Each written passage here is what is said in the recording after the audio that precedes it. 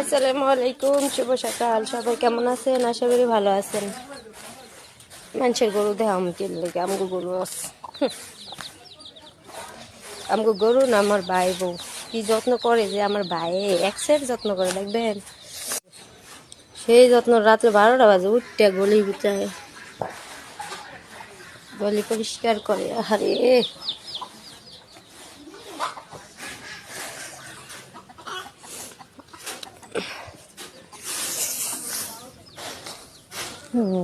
এই যে আমগো মুরগি, হ্যাঁ এই যে আমগো।